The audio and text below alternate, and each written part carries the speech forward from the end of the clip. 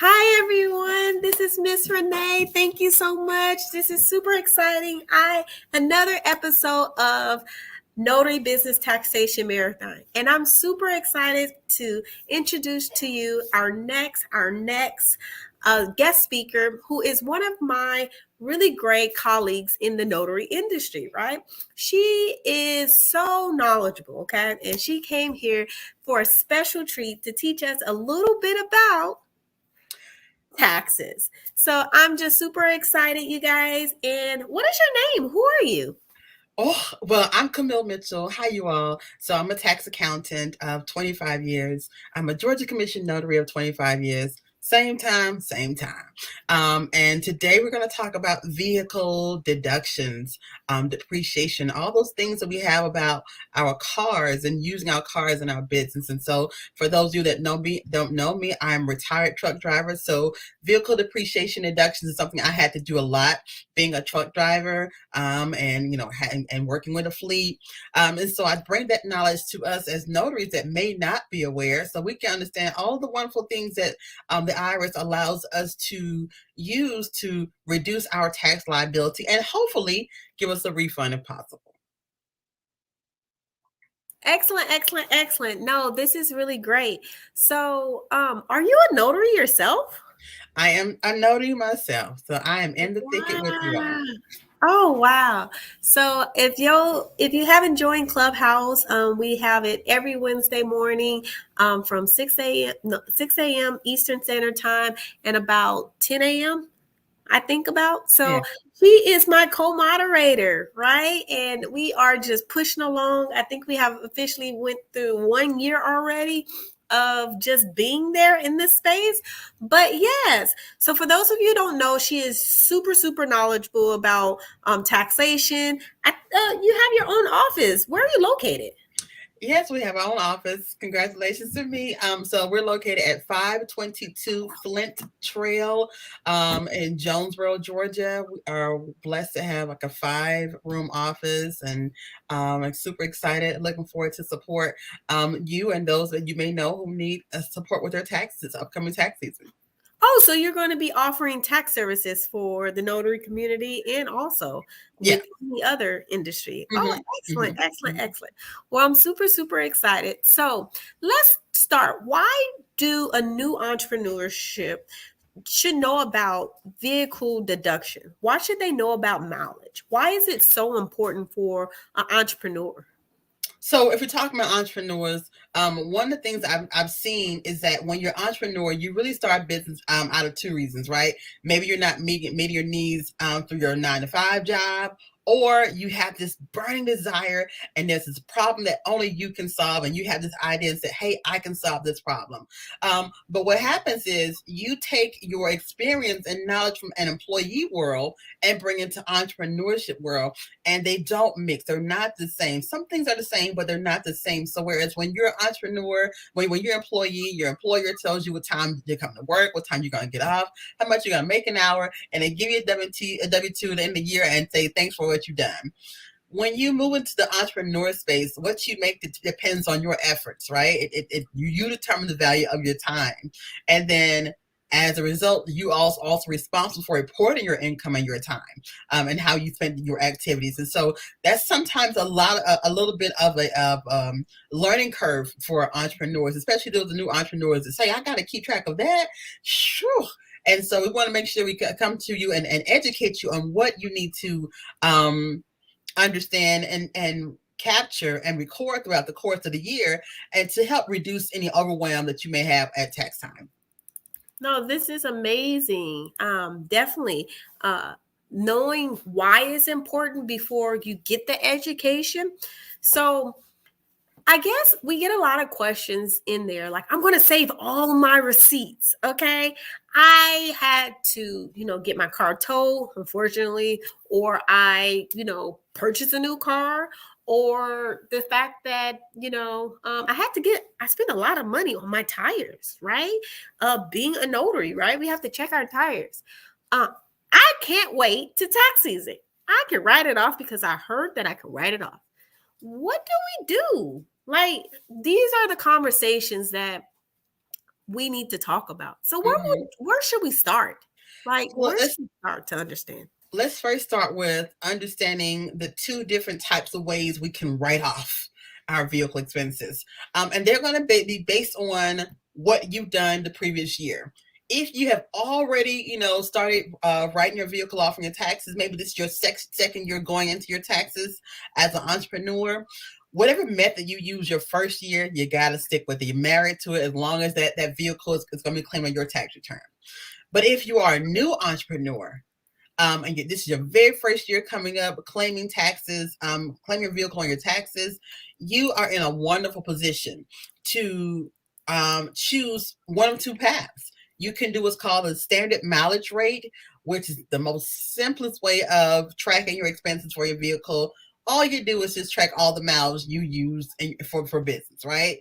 You go into a signer's office, home, the UPS, picking up paper, supplies from an office supply store.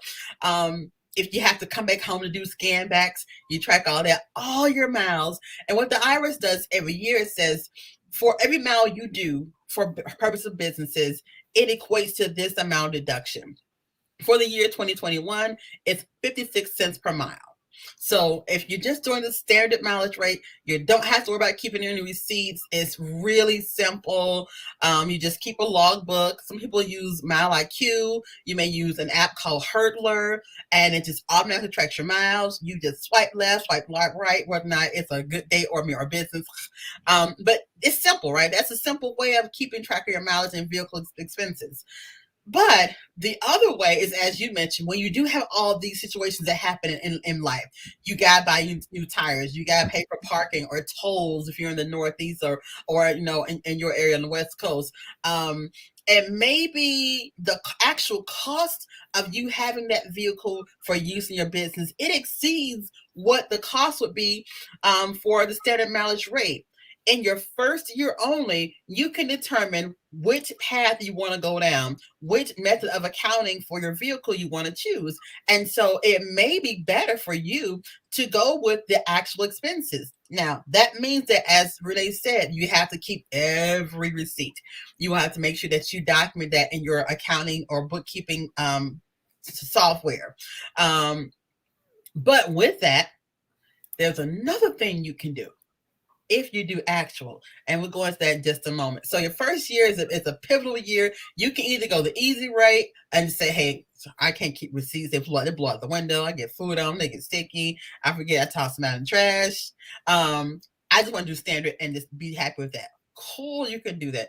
Or if you're the kind of person who's meticulous about keeping receipts, then you may want to use that actual mileage way of actual expenses way of you're doing your accounting. Wow, this is so much information. So I guess my question is, you brought up a really great point. And so just to clarify, what if I've been in business, but I didn't know I can write off my mileage? And I really never have done that. I've been in business for maybe 2 years or maybe 1 year, but I did it myself or someone else did it, but they never wrote off mileage because I never provided them mileage.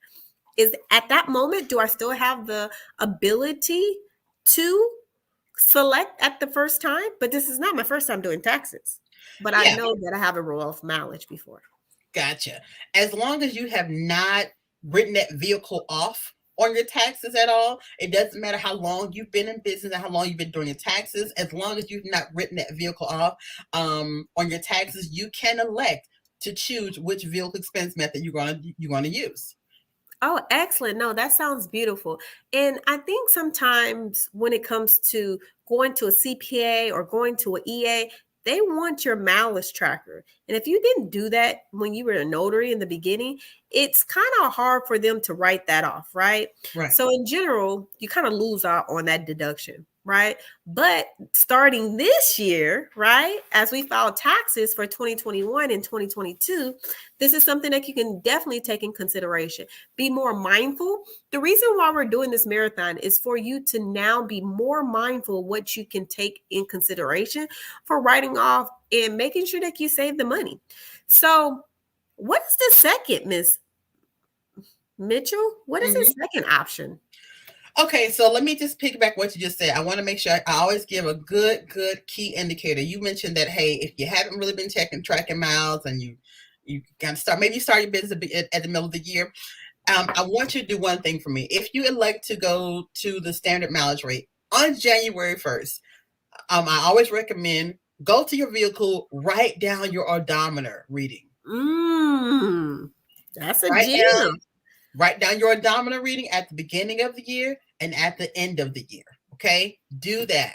That gives us a starting point for where we should begin tracking your miles. So if you haven't done it, okay, we understand. But at the beginning of the year, write that down. Okay, and then keep that number tucked in somewhere. Hopefully online and or in your little notebook. But keep that and then write down at the end of the year. Okay. All right. So that's a tip for you for that. So no, I think that's a really good tip. So in regards to that, where should I store it? Should I store it in like my Notary gadget, my Notary Assist, like in the notes or something on my first order, where I can know that it is? Because there's different places that you can keep things. Or should I create a file just specifically for a manila folder for mileage and then just start it off for 2022 if I haven't done it? I recommend 3 ways. Okay. All right. 3 ways. 3 ways. Got to back up. And here's why. The internet always goes down. Facebook and Instagram went down. The apps we use at some point may or may not go down. So I like having a tangible app source, right? In case the internet goes down. Maybe the internet's down, that you like your taxes done and you can't log in because their database is down. Then what do? You're going to come back. So I recommend having that, in a little notebook that you have, right? A little file cabinet. Also, your Notary Assist or Notary Gadget, when you do your very first signing, go ahead and put down what your odometer reading was, right? And maybe make that a habit per signing that you do. Just write down your odometer reading. That's a really good way of keeping track of that. And then the third way is to use an app. There are apps, like especially one that's Hurdler. If we're doing budget friendly applications, use Hurdler. And what happens is, and I have it on my phone, you'll get a notification, right? The minute you start driving, it starts tracking your miles. When you come to a stop of at least 10 minutes, you'll get a pop-up on your phone that asks you to identify that drive. Was it a personal or was it a business? And you can simply swipe right or swipe left. So those are 3 ways I recommend keeping track of your mileage. Oh, wow. So Hurdler. So definitely I'll put it in the chat for a Hurdler. Because that's a really, really great one, because it's always going to keep you accountable. Does that sound about right? Yeah. Okay. And it's easy. Mm-hmm. Okay. So is that Hurdler? Yes. That's it. Okay, purpose, you guys. So we have Hurdler on the screen. So this is something that it's the more the barrier. Okay. The more the merrier. Okay. Excellent. So, so what is the second option? So the second option, if you are very meticulous about keeping your receipts, there's some people who are the grocery bag queen, right? They keep their receipts in all the bags and stuff. Even me, I keep receipts. If I'm here at my desk, I got receipts. So don't be like me, be better than me. I'm my own worst client. But if you keep receipts and you're really good about that, the other way of tracking your expenses for a vehicle is called the actual expense method. I absolutely love this method. And sometimes it can be really beneficial. I haven't seen when it hasn't been. With the actual expense method, you keep track of your receipts for your repairs, vehicle repairs, tires, towing, tolls, parking, gas, oil changes, registration fees, car insurance, all the actual expenses you need that you pay for to have that vehicle in operation for you to conduct business. When you choose the actual method of accounting for your vehicle, you can also do a wonderful thing called depreciation. And what depreciation does is it allows you to deduct the value of that vehicle over the expected life of the vehicle. And for vehicles, the expected life is about 7 years. So you get 7 years of write-offs for that vehicle. And by then, you may be ready to buy another one. So, but if you use the standard method of accounting where you're just keeping track of your miles, you can't depreciate anything. Everything is wrapped up into that standard mileage of 56 cents per mile. And that rate changes every year. It doesn't always say 56 cents. Last year, it was 57.5. Before that, it was 53 cents. So that mileage rate adjusts due to inflation. No, wow. That was a lot. So I think that was a heavy hitter, what you just broke down. Depreciation. So what is depreciation? Depreciation says, I have this asset. It's a valuable asset. And for me to get the most value out of this asset, I like to be able to write off the cost or the value of the asset over an expected amount of time. And for vehicles, it's 7 years. Okay. And so if you purchase a new vehicle, or again, you've already had a vehicle, you already had a personal vehicle, and you're using it now in your business, and it's your first time electing to use what method of accounting you're going to use for your vehicle, it's definitely something you may want to consider. It doesn't matter the value, right? You don't have to have a new vehicle. It can be a used vehicle, a new to you vehicle, right? But what happens is, if we're looking at the long term, we're expecting you to make profit going forward. We want you to be successful and make profit. And with that success, sometimes it's a good strategy to extend your exemptions, your deductions, your tax deductions. All right. When you use the expense method, you write it off the first year and that's it. But when you use a depreciation, you say this car cost me $30,000. I'm not going to run up $30,000 just the first year I got it, because next year I may make $100,000 and then I could use a tax break next year. So I'm going to choose to depreciate the value of this vehicle every year by a certain amount for 7 years. And so the next 7 years, you have this expected deduction that can carry you and reduce your taxable income. So a good tax strategy right there. Oh, wow. So, okay. So a couple questions. So you told us about depreciation. What is bonus appreciation? Bonus depreciation, my love language. So bonus depreciation, I'm telling you, I love talking taxes. So bonus depreciation is relatively newer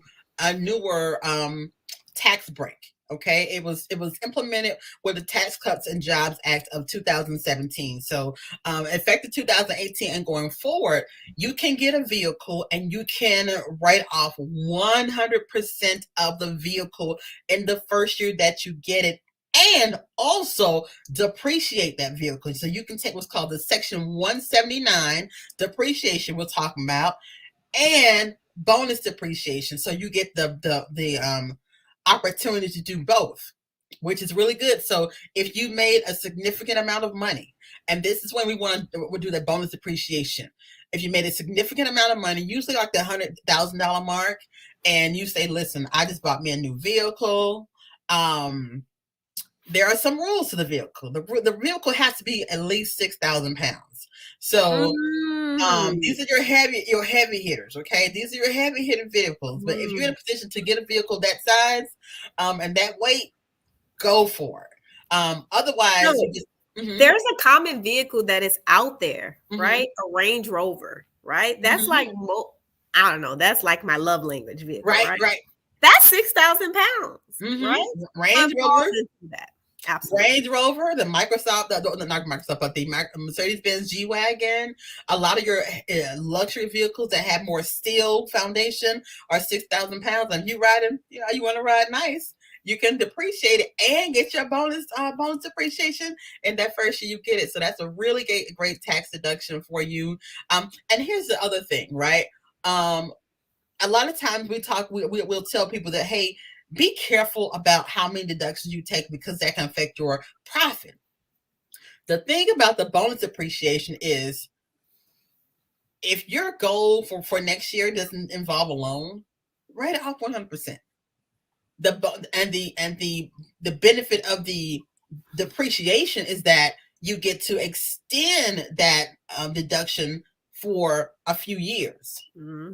So it's not a huge chunk against your profit. It's small amounts every year. 10,000, not 5,000, 3,000, whatever. Every year for 7 years. So that helps you with tax planning, which is what I know that you focus on a lot in tax planning, to put you in a good position. So it's a really good tax planning strategy when you're going to do that. So if you're not in a car position today to buy a new vehicle this year, and if you are, great. But think about that. Okay, I want to buy a new vehicle, and my income for the business substantiates. I can get a luxury vehicle. Let me take advantage of both things.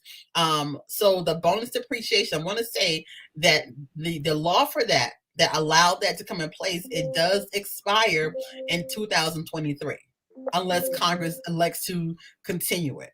So Oh, wow. if we're talking about game plans and strategies, you gotta get the car next year or 2023, because it's not guaranteed to continue.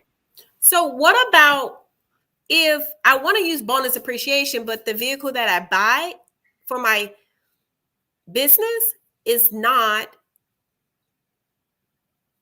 6,000 pounds? Do the vehicle have to be in my business name for me to be able to write it off, or it doesn't have to be in my business name? It does not have to be in your business name for you to write it off. It can be a personal vehicle used for business purposes. But again, there is a percentage that you'll be able to write off. So because you're not using it 100% for the business, of course, you can't take advantage of 100% of a deduction, because it is subject to you use personally. That's a good one, you guys. What she said. So I guess my next question would be that we get a lot is more so, how do I make sure that whoever I go to, yourself, planning, another preparer, how do I make sure that I'm getting my vehicle deducted mileage? Like, how can I really pay attention? Like, we're here to educate those. And when it comes to this review process, before they submit that button, right? How can I look at my taxes and kind of understand where I'm at? Mm-hmm. So you want to look for you want to review your tax return, okay, with your preparer, and you want to look for certain schedules, right? So on you'll look for your Schedule C, you'll look for your 179, and when you decide to depreciate your a vehicle or an asset, your tax return is going to be so thick. There's so many different schedules and forms that we have to fill out. So definitely look for that. If you are electing to use a self-prepared software, the self-prepared softwares are going to most likely guide you towards the standard mileage rate. Okay, so you won't immediately get that. Thank you for bringing it up. You won't immediately see the actual expenses option on a self-prepared tax return if you're doing it yourself, like with those I won't name, but self-prepared applications, because it's easier to track standard mileage. And so whether you're using a self-prepared application, they're going to go what's easiest. Okay. But when you're doing on an actual and you have a professional do it, definitely check under your Schedule C. And as she has pointed there, there are the ways that you can list your expenses for your vehicle. Right. So this section right here, part 4 of your Schedule C, right? You can list how many mileage that you had drove for your business versus what you did for your personal, to be able to account for how many mileage that you're going to account for that year. Okay. So this is very much so just getting familiar. If you've never seen this before, I recommend that you look at it, right? Because it's some really great information in here, right? That I want you to be more educated of understanding these forms. I'm not asking you to be accountant. I'm not asking you not to trust your accountant or your tax preparer or your EA. All I'm saying is you are a business owner, right? We are entrepreneur. We're a sole proprietorship. Nobody's going to care more about our business than you. So the more and more you educate yourself, then you're going to better. So you're letting them know that this is what you want. But when that review process, you see numbers in that area, you're like, okay, it's flowing right. Okay. So definitely. So this was such a really great conversation. Miss Camille, if there was anyone that was able to tell you, I don't know, about 5 years ago about taxes or 10 years ago about taxes, being an entrepreneur, um, what would you advise someone in this area of the topic? Mm-hmm. When it comes to your vehicle, write everything down. Mm. My motto is, if you can't prove it, you can't use it. And Mm. the IRS has hired about 600 new auditors that are specifically for those that are in the small business space. Because the vehicle, unfortunately, and I have to be honest, the vehicle deductions and depreciation is some of the most abused deductions that a lot of small business owners use, right? Because you can put in, I drove 300,000 miles times 56 cents a mile, and you write everything off, right? So it's one of the most abused, unfortunately abused deductions that we have. And so as a result, and it's not a bad thing, right? Just understand that you may be audited. It's okay. We all get nervous. It's okay. The IRS is just doing their part to make sure that you are actually qualified to take that deduction. So just make sure you have everything documented. And like I said, I love the rule of three. Use an application that makes it simple for you. And if you're using the Notary Gadget, Notary Assist, write down your odometer reading for the signing when you begin that signing. And then, of course, keep your opening odometer reading and closing odometer reading in like this is my little planner. I keep my little planner. So at the beginning of the month, because I'm still mobile, at the beginning of the month, I'll show you what I do. We'll use November for example. I'll take my planner, November, I'll write down what was my opening odometer for the month of November, for November 1st. Okay, odometer open at this right here. And I know that, I can look at this compared to my hurdler and see how many miles I'm doing. I also do that because I'm tracking to see when I'm gonna get my oil change, right? For your vehicle maintenance. So it's a good way. I'm tracking your mileage. It's not a bad thing. It's a And good keep thing. track of your tires too. Tires, the right? on your tires. So Mm-hmm. one of the things that kind of highlighted to me is gas cards, right? So Mm-hmm. in the notary space, gas card is relevant to this conversation. Right. That's what we should be striving to obtain, right? Mm-hmm. And one of the things is with the odometer, the gas cards, at least WEX, they require you, if you get the WEX University, okay, well, what is your gas? Well, where's your mileage odometer at the moment before you can even get gas, right? Mm-hmm. They're Mm-hmm. tracking the next time that you went to the actual right gas station.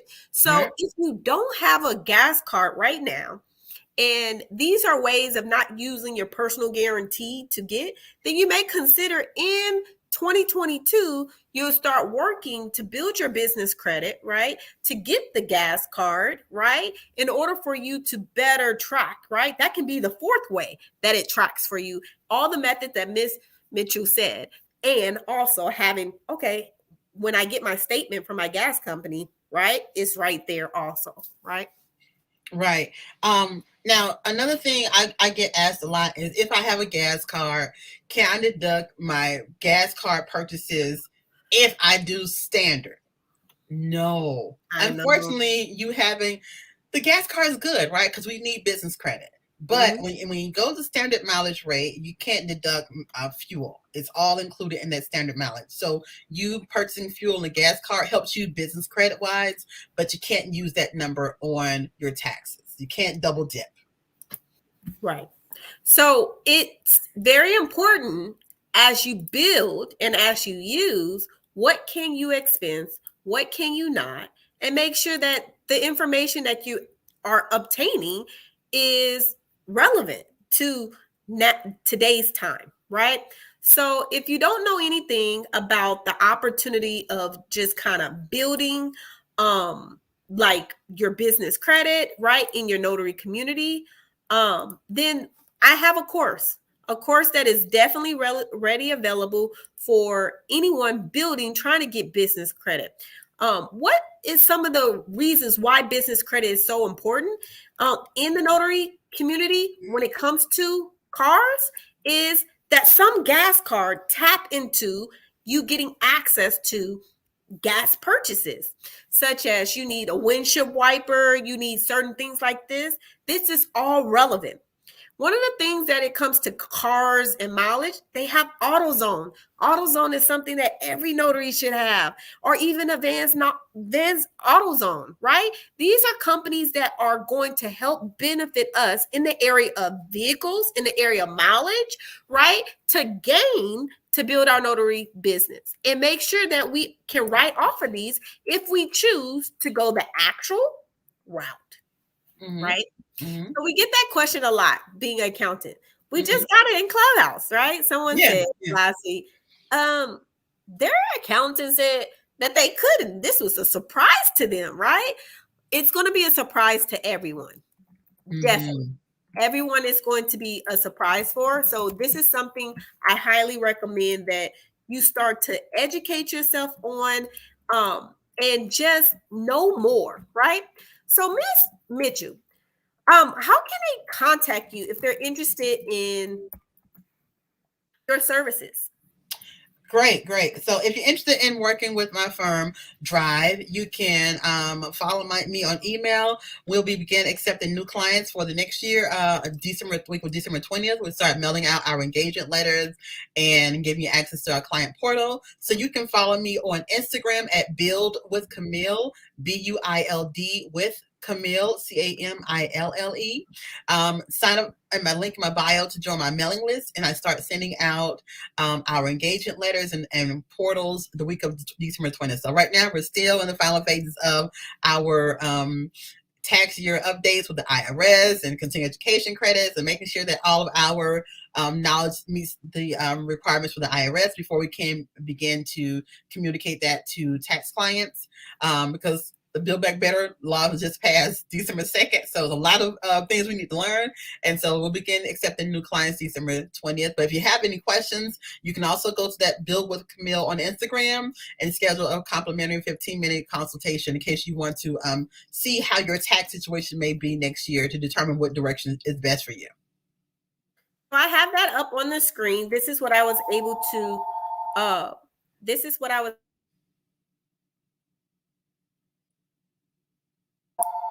this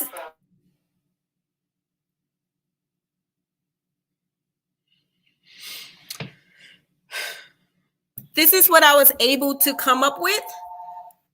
And so that's one of the things that they can find you in all of the services with Build to Camille. So that's one of the things that I definitely highly recommend. And also, you did a really good job. So Miss Camille, I am a corporate accountant. Miss Camille is a tax accountant. We come together about once or twice a year, right? And we do courses, right? So tell them a little bit about what type of course that we're going to be doing. Okay, so in January, you all ever known that in October and September we came together. May we came together to do bookkeeping, and then October we gave you accounting.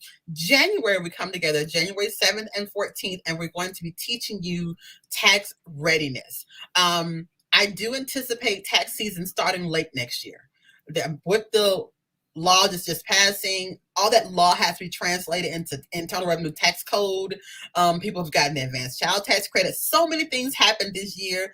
I think tax season is going to start late next year, right? So what we want to do is to make sure you as business owners know what you need to have to be prepared for tax season.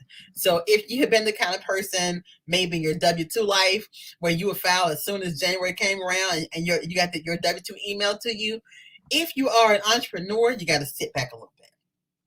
We can't rush out there and file our taxes because there are documents that are going to be coming in later that you need to complete have your tax return. So we're going to come together January 7th and 14th. We're going to talk about taxes from a notary perspective. What documents you should be expecting. Are you required to send any tax documents, right? Did you have any subcontractors or notaries that work for you? Are you required to send them a 1099? If so, how do you do it? We're going to talk about a last minute tax strategies that you can do in 2022. All right, to help reduce any tax liability that you may have. So really great informative tax readiness webinar with Renee and I'm looking forward to it. No, absolutely. I'm super excited and I'm looking definitely forward to it too. And I just wanted to kind of give out a gift to everyone that is pretty much interested in just learning more about just their taxes, from just what deadlines as an entrepreneur that we should be ready for, right? Such as like, okay, well, we talked last week about